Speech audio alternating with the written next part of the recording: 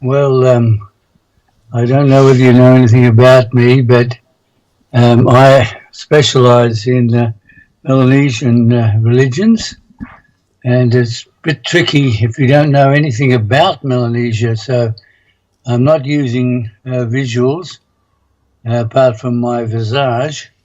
You have to imagine a string of islands to the north of Australia, running from the easternmost provinces of Indonesia.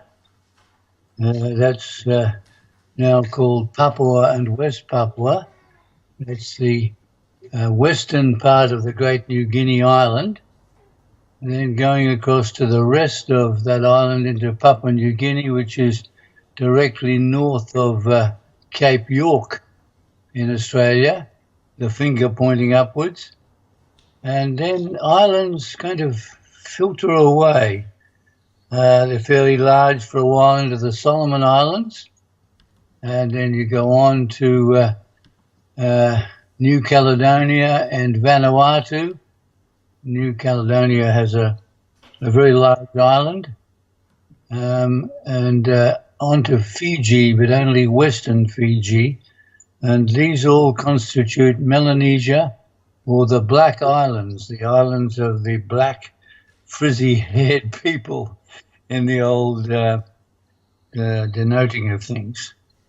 And different from Micronesia, or the tiny islands in the north of the Great Pacific Ocean, and from Polynesia, the scattered islands from the eastern part of Fiji right up to Hawaii in the north of the Easter Island and near South America.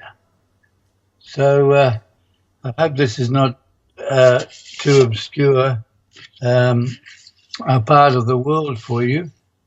The context of my talk is provided by Professor James Lewis at Tromsø University because he's editing these element books on violence and religion, and I promised to write him a volume on Melanesian religion, and I've kind of divided it into traditional religions, adjustment movements, and modern warfare, because, well, in the latter case, there was a nasty civil war on Bougainville you might have heard about. Violence in traditional Melanesia is rampant, or has been. We don't know for how long, because of the most complex pattern of warrior cultures on Earth. Melanesia is the most complicated ethnologic scene in the world. So there are over 1,750 different languages and cultures, and therefore religions traditionally there. Well nigh a quarter of the world's religions are found in Oceania, and Melanesia's complexity gives a lot towards that. So there's the background to traditional religions very briefly. What are we to say about the scene, the millenarian movements in Melanesia? Well, years ago, when I began work at the University of Sydney, I put together a book called Cargo Cults and Millenarian Movements, published in Berlin, edited by me. And that sounds all very alliterative. CC and MM, Cargo Cults and Millenarian Movements. Well, that would be a book that was meant to be transcultural, because it has materials from, California, Timor, Africa, and Namibia, for example. But a lot of it's on Melanesia, because Melanesia is fabled for its cargo cults. And they're sometimes called a species of millenarism or millennialism.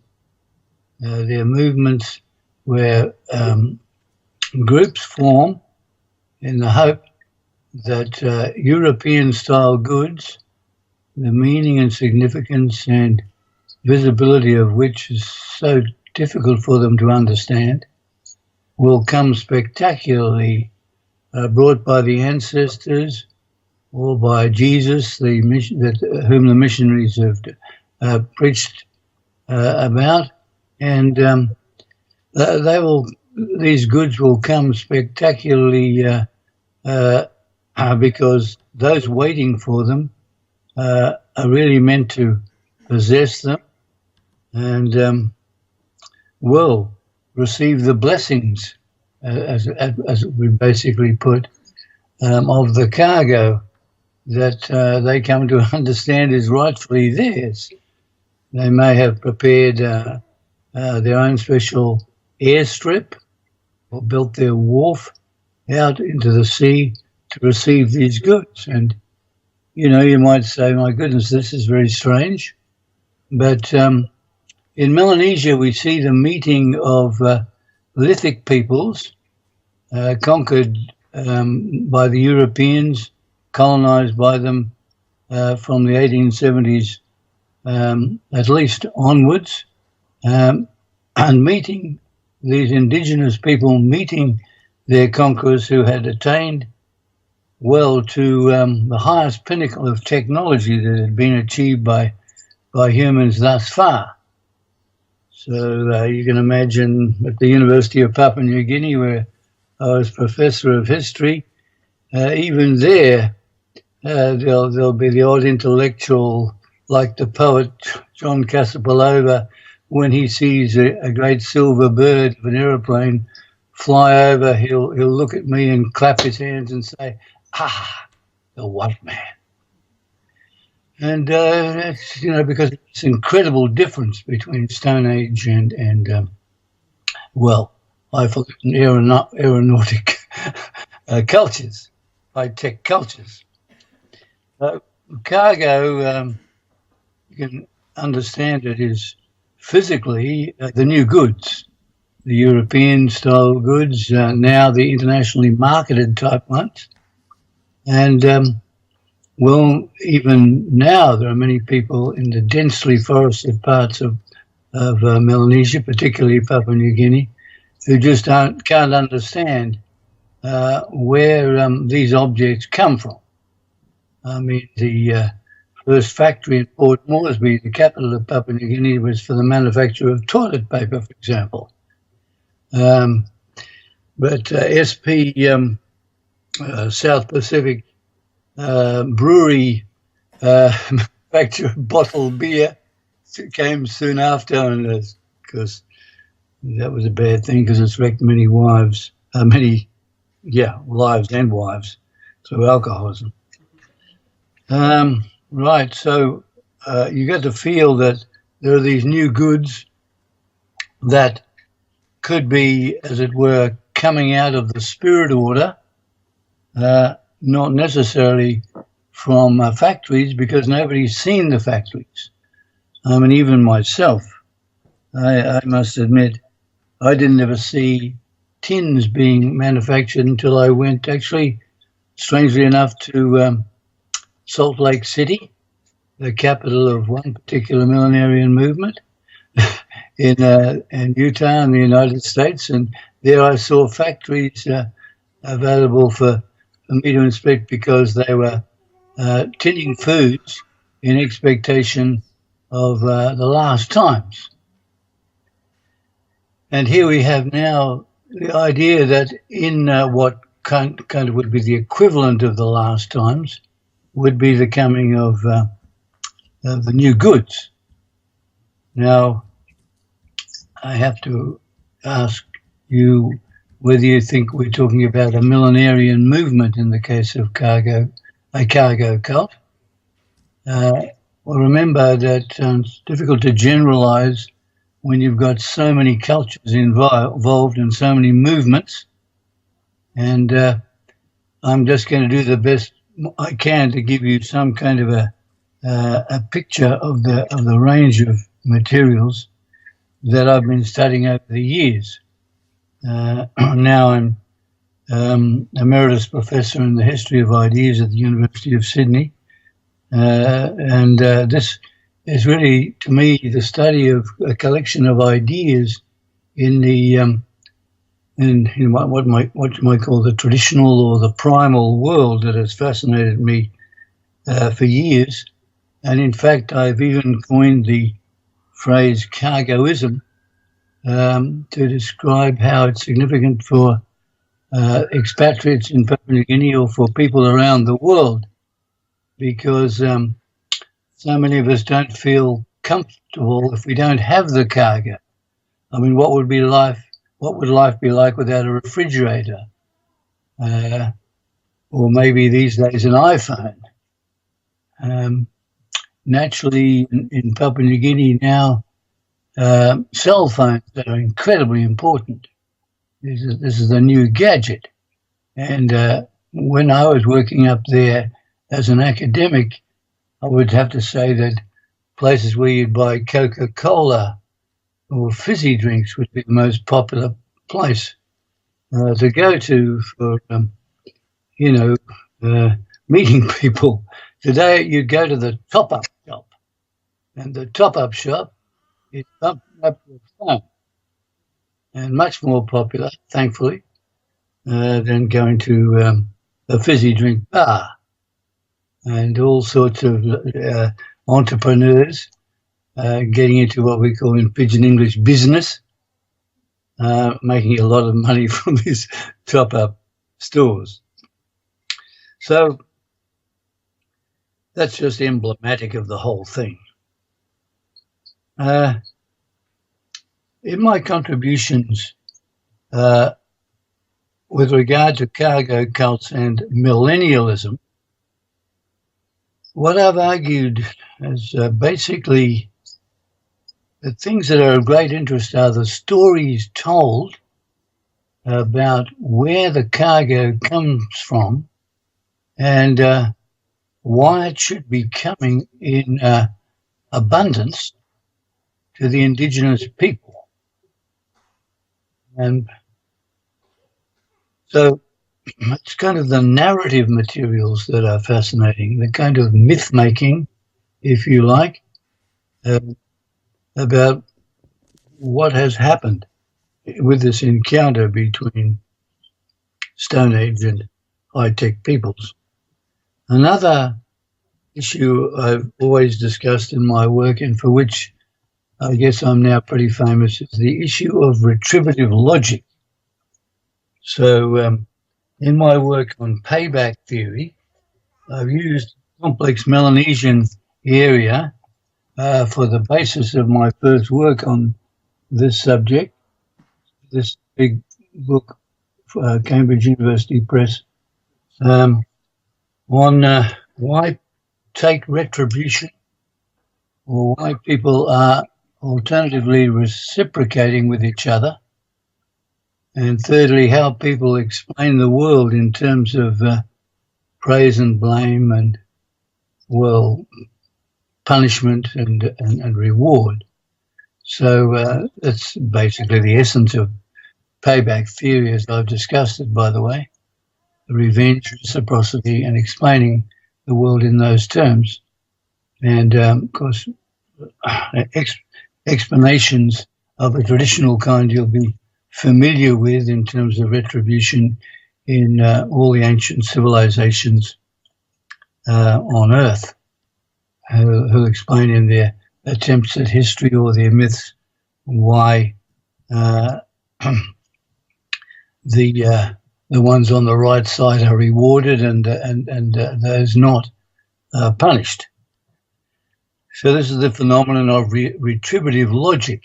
Now, cargo cults really get bound up in this question of telling stories of explanation about lacking the cargo in the interests of your group, and coming up with a sense that the people have been hardly and inequitably done by.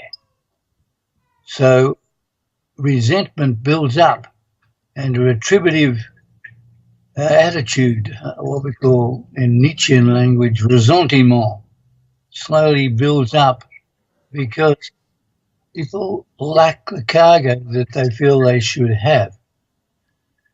Now, here I have to explain to you that in Melanesia, the contact with the outside world has been very uneven since the 1850s onwards, and more intensely from the 1870s onwards, so that some parts have been contacted and become more familiar with these outside goods, and some people got no idea about them until somebody shows them, say, a steel axe instead of a stone one.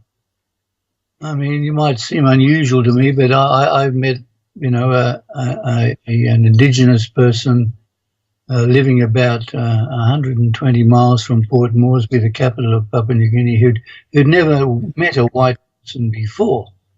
So even like keeping a distance from me, and this was an incredibly important experience for me anyway, because I'd never met somebody who hadn't been in contact with the outside world. And he'd been taught by a prophet, by the way, to have nothing to do with the whites, because if he had too much contact, the whole world would fall to pieces. So some kind of mystery had been built around his movement that if you had dealings with these foreigners, well, I suppose it's partly mythologically true. His whole world would fall apart. Well, I suppose the traditional world is falling apart. But you can see that my point is here, contact history, what we call contact history, is very difficult to plot. So, I spent years trying to understand the layer upon layer of contact through this area. You can see something of that in a huge bibliographic study I have done called Religions of Melanesia. That is an annotated bibliography of the vast material to do with what we're talking about. And I just had to stop at some point. My colleagues call it the Bible. So I'd give it away because you go on and on.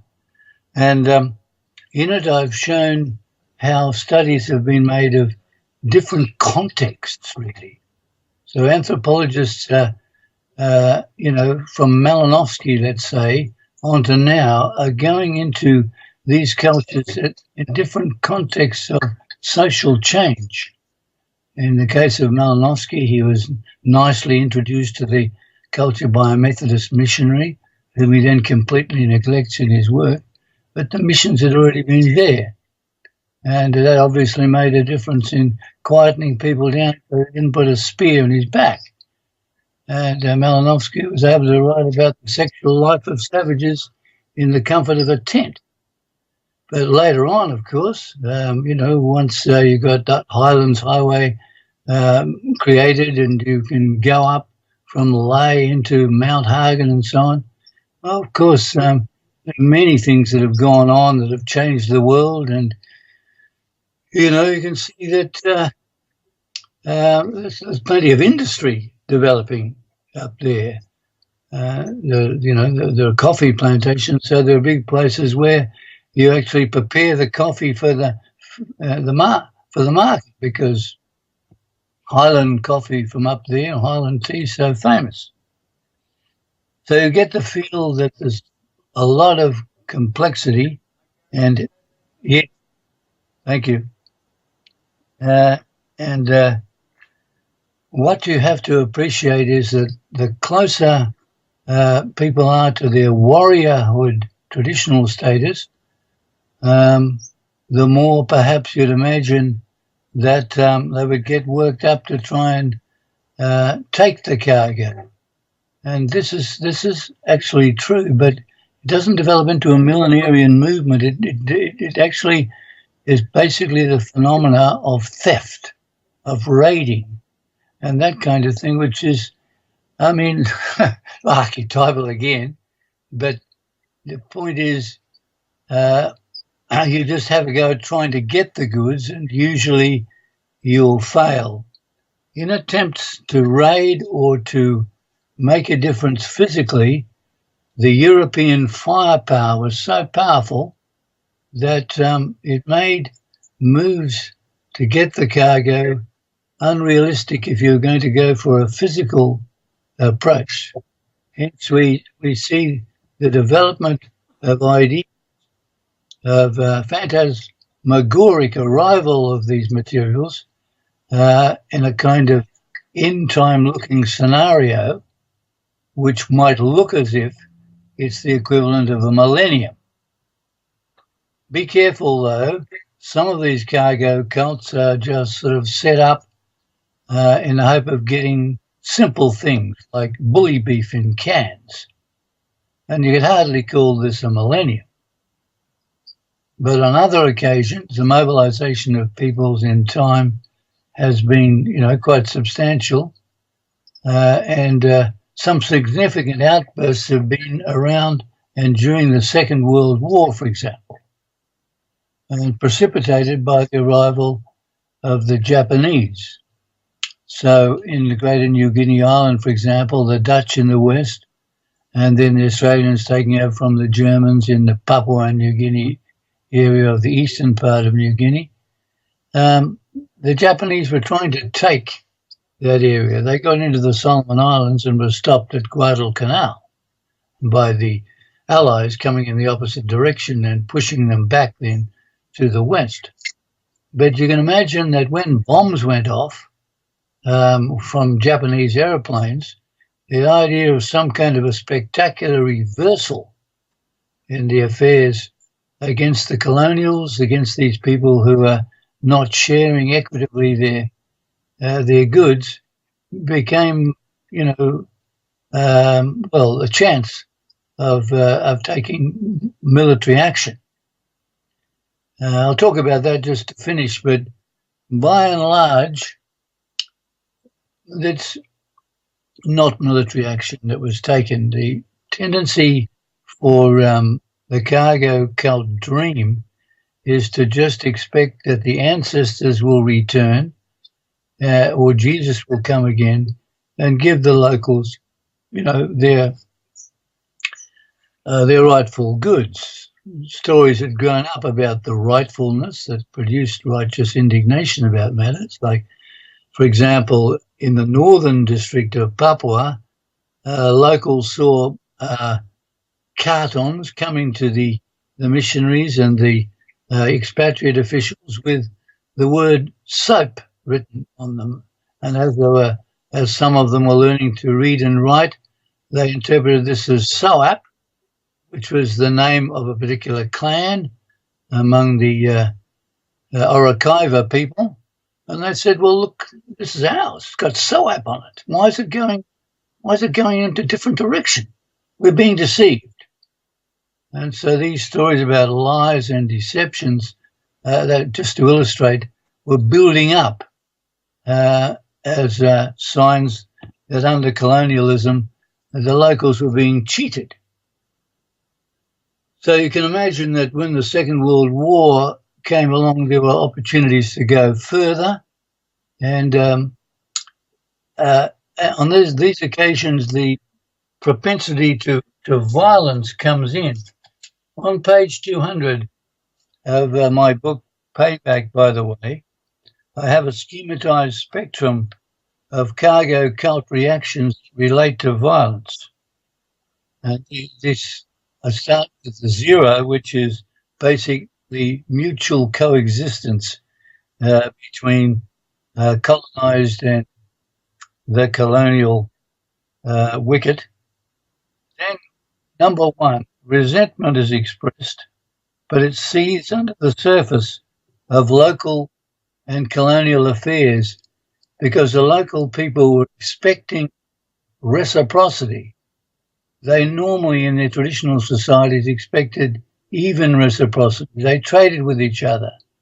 They gave hospitality and feasts to each other, at least to their friends, not their enemies, admittedly. And they're not getting this. So the resentment seething under the surface is the reason why you get all this myth-making, all this explaining, and all the seething feeling that lies to be had in the world with regard to the newcomers. And because of the restlessness, there may be a catalyst, say a figure, a prophet, often a prophetess, interestingly. Women come into this, which creates an altercation. Maybe the leader actually requires the members to get hold of bits of wood, treat them as rifles, and do drills as if they're doing a military exercise, which is very famous, for example, in the John Frum movement on Tanna Island, right at the southern tip of Vanuatu or the New Hebrides, where it's not actually a violent action, it's a drilling in preparation for final redemption where they'll get the cargo. But such an action makes outsiders, the colonial boys, suspicious that something is going on. It'll be reported, and as a result, there'll be a disturbance when a police truck comes and tries to break some activity up, and then the local people say, well, we're onto something here, and there's results in a contentious refusal. Number 3, a contentious refusal to cooperate with the masters, and then the setting up of an alternative way, like a cult, we call it, a new religious movement. And they persist with this until there's an open confrontation, and then the choice will be number 5. We get 4 to 5. A choice of violence.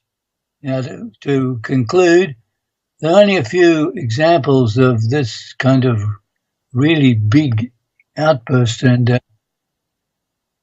one occurs in West New Guinea, at Biak Island, which I'll finish with, where an army is formed because the prophetess Anganita is arrested first by the Dutch in 1941 and causes the people who follow her, she's the Maiden of Judea, who formed a healing movement and dreamt of the coming of the kind of what's called Kareri, the opening up out of the cavern of all the treasures of the earth. That's the way they tend to express it over that part, possibly influenced by Islam. And the opening of Kareri by her was expected by her followers, but once she's imprisoned by the Dutch, they prepared to get her back. But she came back safely, only to be taken away again when the Japanese invasion occurred. And then she was taken with her lieutenant and possibly killed. No one knows what happened to her.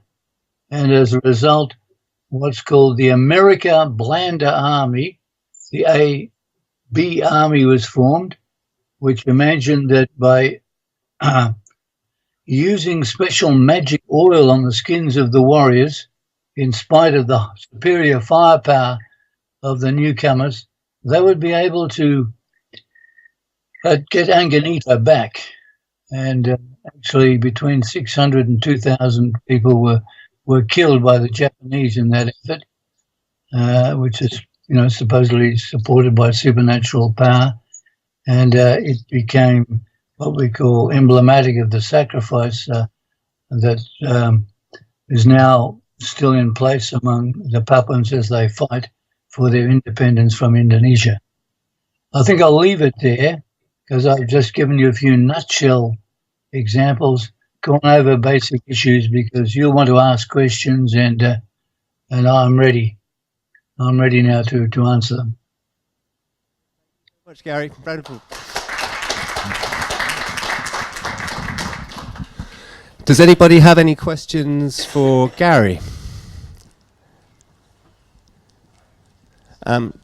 Rob, would you mind stepping up so that Garry can hear you on the microphone on the camera here? And then he can hear you right there. All right, okay. Yeah, he can hear you right Can you hear me, Garry? Very nicely. Right, okay. I just wanted to, could you outline your theory of payback for those of us that haven't had the pleasure of reading your book and how that works? and whether that plays in any way with millenarial themes which we're looking at within the workshop and conference as a whole. Yes.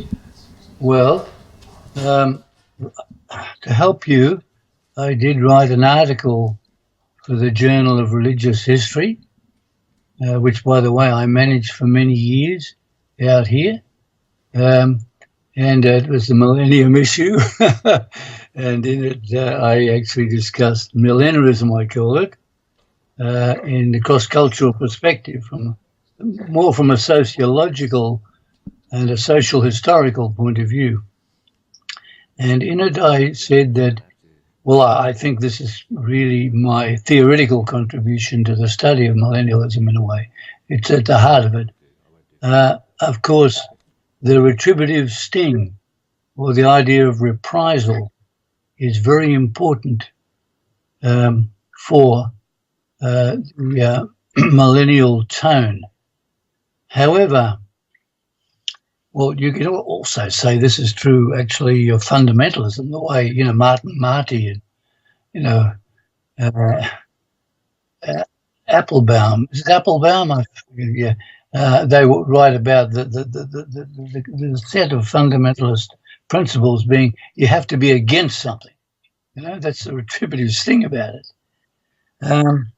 So, I mean, you get that feel that something is not right, and therefore you're going to do something about it. You're going to get your own back, and it's built on certain logical principles.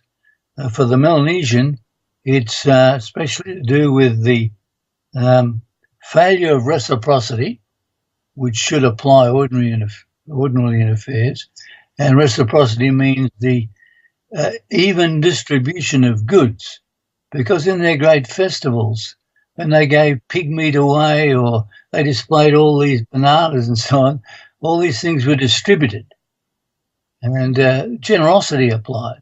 Well, what's going on here in the colonial situation? Far from generosity. The missionary may be sitting up, his tin bully beef has arrived on a ship that comes about every 3 months perhaps, and the family there may be very lucky to get this bully beef, but none of it goes to the local people. Although perhaps some tools do, because people could get employed. And so, this is the whole question of the feeling of resentment because things are not working out well. Now, you can see that if revenge is the antiphonal thing to reciprocity, obviously, if things are working out well now as they do, Papua New Guineans and Melanesians are making their own business, for example. They have their own parliament. Obviously, the more the power distribution, works itself out, the less likely you're going to have cargo cults, and they're most likely to arise in marginal places where they just don't get the access. I must tell you that this part of the world has many, many inaccessible pockets, and probably there are one or two cultures that just haven't been discovered yet from the outside world, like in Amazonia. In my time, when I was up there as professor, one of those tribes was found, and it was all very dramatic. So, if you can see that payback comes into it, in the sense you've got to work out how the feelings of recrimination or real hope are worked out. And with cargo cults, everything's transferred to the future hope of getting it, of making it, and explaining how you're going to make it on the way and why the predicament exists in the first place. So I hope you can see how the logic of retribution is working itself out in that case with this kind of new religious movement. But millennialism often across the board leaves things by the way to the divine or the supernatural. and you don't necessarily expect, therefore, that violence will come into it. When I wrote my article, when was the first Millenarian movement, for the Eric Sharp Fest 50 years ago, published in Canada, I decided that that first movement was among the Qumranites near Jerusalem, as they were preparing for the angels to bring them spears of silver and gold from the heavens, so that they would then go in and take over Judea from the Romans. Well, obviously, payback comes into this, but they weren't doing the rebelling themselves. They were waiting for the angels. They're waiting for God to actually do the work, and then they join in. And this is so characteristic of the Millenarian mode. We don't have any time for any more questions, unfortunately. Garry, I want to thank you so much for joining us. I know it's late. It's late there. Yeah, I'll go to sleep now. a real pleasure to see you, Garry. Thank you so much, and from everybody here, thank you very much. Bye bye. Bye.